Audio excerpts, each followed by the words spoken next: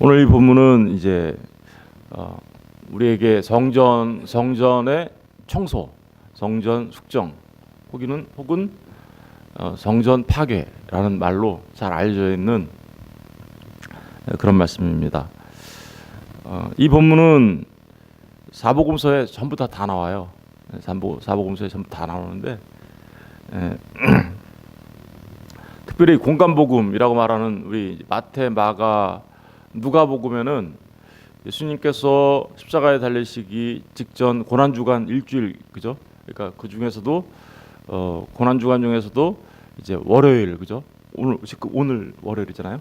월요일에 성전에 올라가서 있게 된 일이다라는 것을 우리에게 보여주고 있는데, 요한복음은 좀 달라요.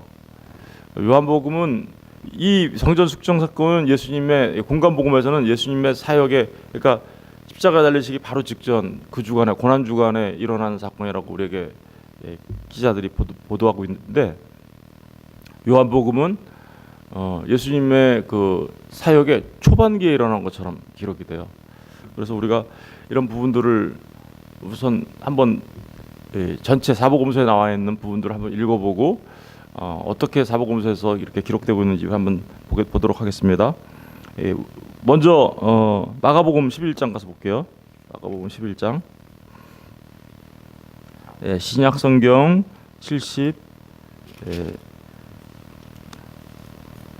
74페이지. 마가복음 74페이지를 잠깐 보시면요, 예수님께서 우리 그 종려주일날, 그죠? 어제죠, 주일날 그 예루살렘에 들어가시죠. 그 예루살렘에 들어가셨다가 11장 10절을 보세요. 찬송하리로다 오는 우리 조상 다윗의 나라여 가장 높은 곳에서 호산나 하더라. 이게 이제 종려주일날 들어가신 그 사건 때 기록됐던 내용이에요. 그리고 11절에 보면 예수께서 예루살렘에 이르러 성전에 들어가사 모든 것을 둘러보시고 때가 이미 저물매 12제자를 데리고 어디로 가셨어요? 베다니. 아까 예수님께서 나귀를 타고 예루살렘에 들어갔다가 저녁 때가 되니까, 때가 늦으니까 어디로 다시 나가셨어요? 베다니로 나가셨다. 베다니는 뭐 예루살렘에서 한 3km 정도 떨어져 있으니까 다시 베다니로 가셨다. 그리고 그 다음 날 12절 보세요. 이튿날 그들이 베다니에서 나왔을 때 예수께서 시장하신지라 멀리서 잎사귀 있는 한 무화과 나무를 보시고 혹 그 나무에 무엇이 있을까 하여 가셨더니 가서 보신즉 잎사귀 외에 아무것도 없더라. 이는 무화과의 때가 아님이라.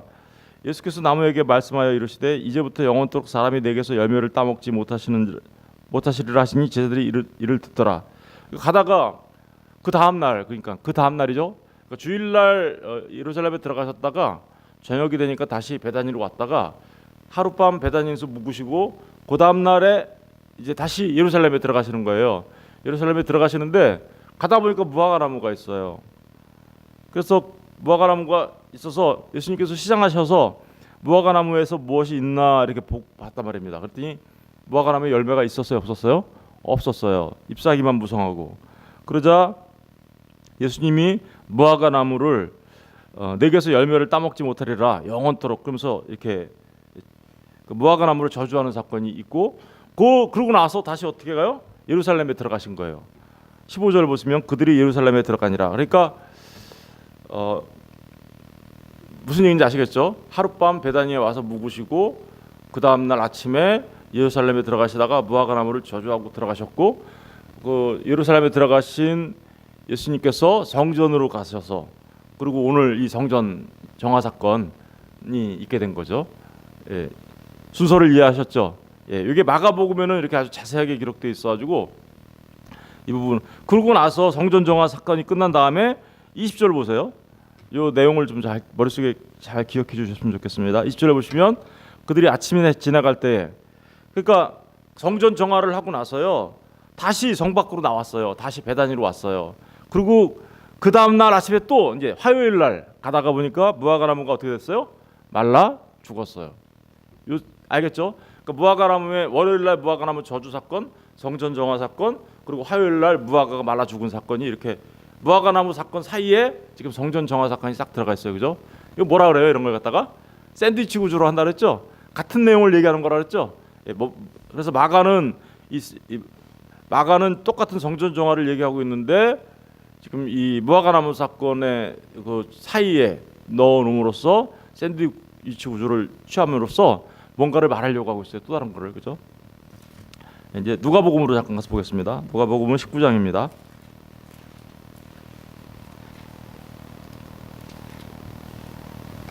누가복음 19장 45절.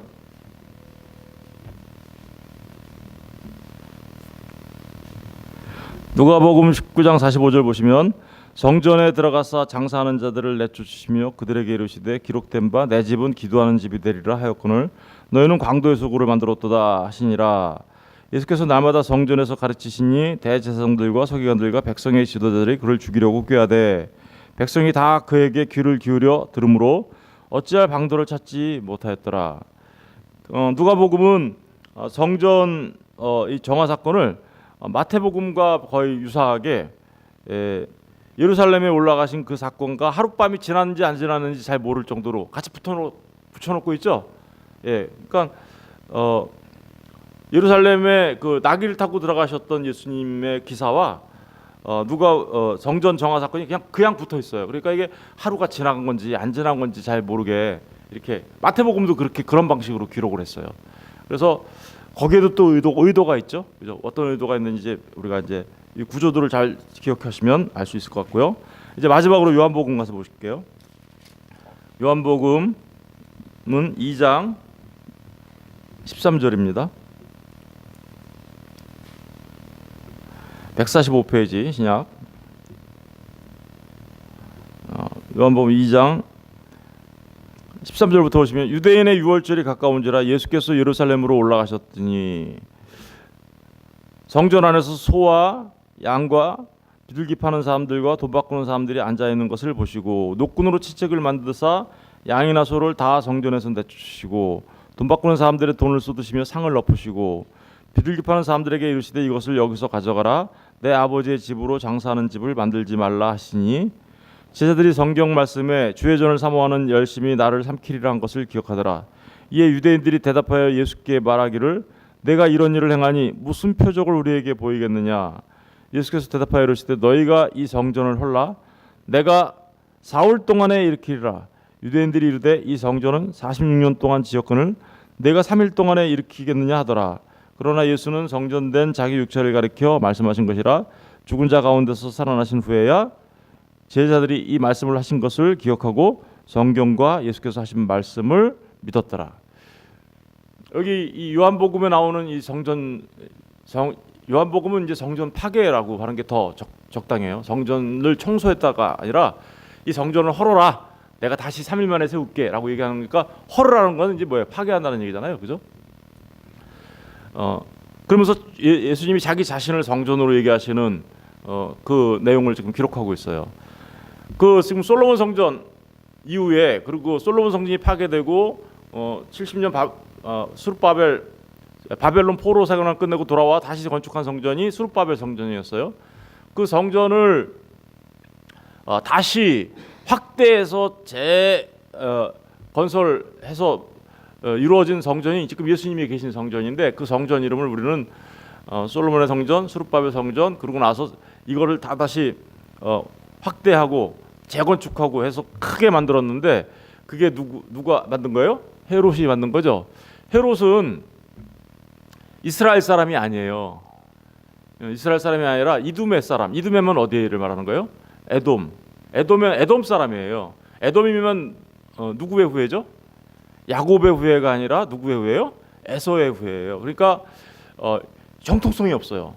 이게 이스라엘의 지금 그 헤롯 왕으로서 통치하고 있는 정통성이 없으니까 백성들의 원망이 많고 백성들로부터 이 희망을 받지 못해요. 그러니까 백성들한테 뭔가 좀 이게 자기가 뭔가를 좀 해주고 자신의 그 정권을 정통성을 유지하기 위하여 했던 그 노력의 일환이 뭐냐면 이 성전을 건축하는 거였어요.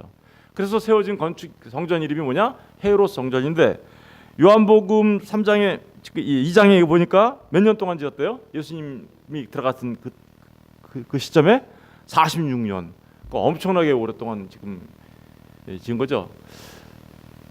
이 예루살렘 성전, 헤롯 성전이 예수님이 이때 이제 들어가고 나서 불과 40년이 못 돼서 파괴되죠. 성전이 파괴됩니다. 예루살렘 성전에 들어갔을 때 주님이 눈물을 흘리셨잖아요. 예루살렘 성전이 곧 파괴될 걸 보시고. 그래서 이게 AD 70년에 로마 장군 타이터스라고 하죠. 그 사람에 의하여 완전히 파괴되죠. 그런 일이 일어나게 되는데 바로 그 70년도에 파괴되었던 그 성전, 짓기는 엄청나게 오랫동안 졌는데 파괴되는 건 하루아침에 파괴되죠. 이게 그 성전에 지금 예수님께서 가신 거예요. 이러다 보니까 이제 지금 이 공간복음은 예수님의 사역의 마지막에 일어난 사건으로 기록되어 있고, 요한복음은 언제 기록되어 있어요? 근데 요한복음은 예수님 사역의 초기 사건으로 기록이 되어 있어요. 이게 가나에서의 그 혼인잔치, 그래서 거기서 물을 포도주로 만든 사건 다음에 기록되어 있고요. 그리고 니고데모를 만나기 전에 사건으로 기록되어 있기 때문에 요한복음은 예수님 사역의 초기 때 일어난 사건으로 기록을 하고 있어요. 그러니까 이게 좀 어떻게 된 거냐 이거. 이게 사람들이 이렇게 생각한 거죠. 공간복음은 마지막 바로 예수님 십자가 달리시기 그 주간에 월요일에 일어난 사건인데 요한복음은 왜 이렇게 초기에 기록돼 있지? 이렇게 이제 되면서 좀 의견이 분분해졌죠. 어떻게 의견이 분분했을까요? 성전 정화 사건은 첫 번째, 2번 있었던 사건이다. 이렇게 얘기하는 사람들이 있겠죠. 당연히 예수님 초기 사역 때 있었고 마지막 사역 때 있었다. 그래서 초기 사역 때는 이 성전에 대한 심판에 대한 경고였는데 그게 초기 사역 이후에 그 경고, 예수님께서 이렇게 경고했음에도 불구하고 그 잘못된 관행들, 예를 들면 그 매매하게 만들고 이렇게 해서 성전세를 만들고 이렇게 해서 만민이 기도하는 집을 뭘로 만들었어요? 도둑의 소굴로 만든 그것이 안 변했기 때문에 주님이 마지막에 가서 어떻게 해요? 초기, 그러니까 요한복음은 경고한 사건이고 공간복음서 3개의 복음서는 심판의 사건이다. 이렇게 얘기하는 학자들이 있어요. 뭐 충분히 설득력이 있고 또 그렇게 보이기도 합니다. 그런데 한 가지 우리가 생각을 좀 달리하면 이것은 2번 일어난 사건이 아니라 한 번 일어난 사건이라고 말할 수도 있어요. 왜냐하면 마태, 마가, 누가는 그 일어나는 순서를 통해서, 그죠? 시간적 흐름과 순서에 통해서 이 공간복음은 같이, 공간복음이라는 게 같은 관점에서 봤다라는 거잖아요.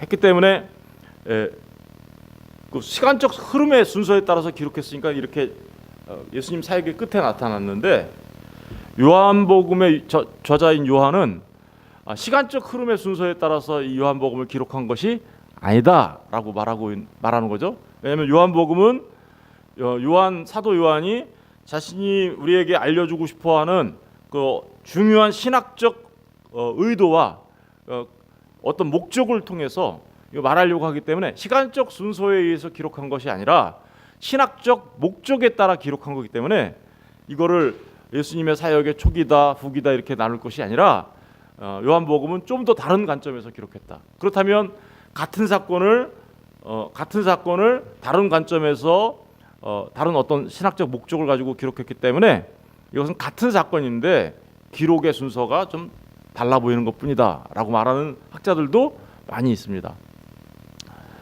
그래서 그러면 어떤 게 맞는 거야, 우리, 그죠? 근데 저는 어떤 생각이 드냐면요, 이런 생각이 들었습니다.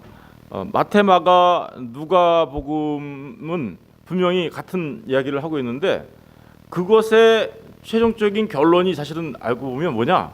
요한복음이라는 생각이 드는 거예요. 거기에서도 마태, 마가, 누가는 각기 자신들이 말하고자 하는 그것을 이제 유대인들을 향해서 또 이방인들을 향해서 그리고 말하고 있는데, 요한복음은 그 모든 것들의 신학적인 아주 중요한 의미들을 또 다른 관점에서 이렇게 집대성에서 좀 늦게 기록했거든요. 이게 요한복음이 해서 그 결론적인 중요한 부분들을 우리에게 알려주고 있다라는 측면에서 저는 같은 사건 다른 목적으로 기록됐다라는 생각에 동의하는 편입니다. 어찌되었든 그런 부분들은 뭐 우리에게 크게 문제가 될 것은 없어요. 어찌됐든 이 말씀들이 주고 있는 중요한 목적들을 우리가 잘 파악하고 우리의 삶에 적용하면 되는 거기 때문에 그런 차원에서 우리가 이제 이런 부분들을 한번 염두에 두고 말씀들을 보도록 하겠습니다. 마가복음은 아까 말씀드렸잖아요. 예루살렘의 성전에 낙이 타고 올라가셨다가 저녁 때 다시 베다니로 왔다가 그 다음 날 아침에 월요일 날 예루살렘을 올라가다가 무화과나무를 저주하고 가서 성전 정화하고 다시 베다니로 왔다가 그 다음 날 아침에 올라보니까 무화과나무가 죽어 있는 이런 식으로 기록했죠. 근데 마태와 누가는 어떻게 기록했어요? 성전 정화 사건을 마치 예루살렘에 그 낙에 타고 올라간 사건 그 바로 뒤에 그냥 아무것도 없는 것처럼 이렇게 기록하고 있죠. 그리고 이제 마태복음으로 다시 돌아갈게요. 마태복음 20장, 21장 가서 보시면 12절을 보세요. 12절을 보시면 예루살렘에서 주님이 나사렛에서 나온 선지자 예수다라고 21장 11절에서 얘기하고 있어요. 그리고 나서 12절에 보니까 아무런 그 시간적 흐름이 없는 것처럼 느껴지게 예수께서 성전에 들어가서 성전 안에서 매매하는 모든 사람을 내쫓으시며 바로 이런 사건이 붙어 있어요. 마가복음하고 다르죠? 왜 이렇게 했을까요?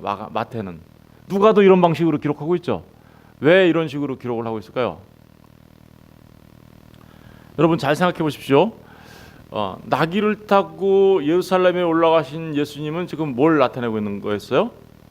나귀 타고 올라간 그분은 그 겸손의 왕, 평강의 왕으로서 나귀를 타고 예루살렘에 들어가는 왕으로 지금 나귀 타고 입성하는 예루살렘 입성이 기록되고 있잖아요. 그런데 평강의 왕이에요. 거기서는. 그런데 지금 이 성전을 청소하시는 예수님을 보니까 어떤 느낌이 들어요?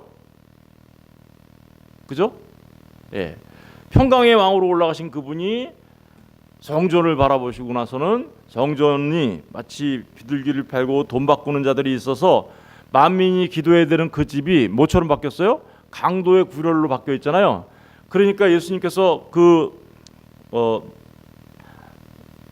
성전을 청소하는 모든 사람들을 내쫓으시고 막 이런 일들을 하잖아요. 의자를 막 어떻게요? 둘러 엎으시고. 한번 생각해 보세요.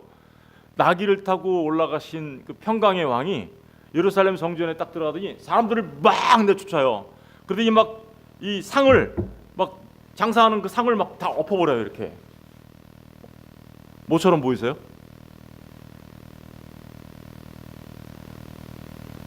지금 그러고 있잖아요. 지금 예수님이 뭐 하고 있으신 걸까요? 예루살렘 입성한 나귀를 타고 왔을 때는 이 평강의 왕으로 올라가셨는데 그 하나님의 성전이 하나님의 성전으로서의 역할을 감당하고 있지 못하자 예수님이 뭐 하고 있어요? 다 뒤집어 엎어버리세요. 이것은 예수님께서 뭐 하시는 거예요? 지금 평강의 왕이신 그분이 뭐 하고 있어요? 심판하고 있는 거죠. 심판하고 있는 모습을 보여주고 있는 거예요. 우리한테. 평강의 왕으로 오신 그분은 반드시 이런 잘못된 하나님의 성전을 강도의 구렬로 만든 이 모습을 심판할 거다라는 내용이 들어가 있는 거죠. 마가에서 보면 그게 뭘로 나타나요? 무화과 나무의 사건으로 나타나는 거예요. 무화과 나무 사건이 어떻게 해요? 무화과가 열매가 있어요, 없어요? 없어요. 열매가 없자 어떻게 돼요? 저주를 받아 말라 죽게 되죠. 이것은 뭐냐면 열매 없는 나무에 대한 심판을 말하는 거거든요. 그 무화과 나무 사건 사이에 이 성전 파괴 사건이 들어가 있단 말입니다. 성전의 숙성 사건이. 그러면 뭐 하는 거예요? 지금 이 예루살렘 성전이 지금 뭐라는 거예요? 열매 없는 무화과 나무. 이제 이 전체적인 그림이 이제 머릿속에 그려지시죠?